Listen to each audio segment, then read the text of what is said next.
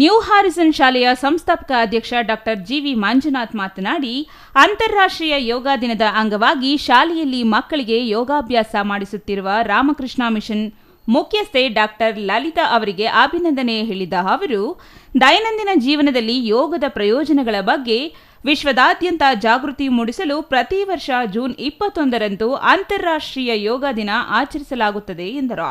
ಯೋಗ ಶಿಕ್ಷಕಿ ಡಾಕ್ಟರ್ ಲಲಿತಾ ಮಾತನಾಡಿ, ದೇಹ ಮತ್ತು ಮನಸ್ಸು ಎರಡನ್ನೂ ಸ್ವಸ್ಥಗೊಳಿಸಲು ಯೋಗದಿಂದ ಸಾಧ್ಯವಿದೆ. ಯೋಗವೆಂದರೆ ಔಷಧ ರಹಿತ ಚಿಕಿತ್ಸಾ ಪದ್ಧತಿಯ ದೇಸಿ ಕ್ರಮ. ಮಿತ ಆಹಾರ ಸೇವನೆ, ಉಪವಾಸ, ವ್ಯಾಯಾಮದಂತಹ ಚಿಕಿತ್ಸಾ ಕ್ರಮಗಳ ಮೂಲಕ ಮನುಷ್ಯನ ದೇಹವನ್ನು ನಿಯಂತ್ರಣ ತರಬಹುದಾಗಿದೆ. ಪ್ರತಿದಿನ ಯೋಗ ಮಾಡುವುದರಿಂದ ದೈಹಿಕ ಹಾಗೂ ಮಾನಸಿಕ ಆರೋಗ್ಯ ಕಾಪಾಡಬಹುದು.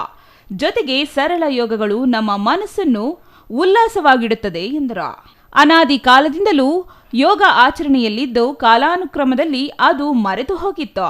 ಪ್ರಧಾನಿ ನರೇಂದ್ರ ಮೋದಿ ಅವರ ಪ್ರಯತ್ನದಿಂದ ಯೋಗ ವಿಶ್ವದಲ್ಲಿ ಮನ್ನಣೆ ಪಡೆದು ವಿಶ್ವ ಯೋಗ ದಿನಾಚರಣೆಯನ್ನಾಗಿ ಆಚರಿಸಲಾಗುತ್ತಿದೆ. ಕಳೆದ 10 ವರ್ಷಗಳಿಂದ ವಿಶ್ವ ಯೋಗ ದಿನವನ್ನು ಆಚರಿಸಲಾಗುತ್ತಿದೆ ಎಂದರು. ಯೋಗದಿಂದ ಆರೋಗ್ಯ ವೃದ್ಧಿಸುತ್ತದೆ.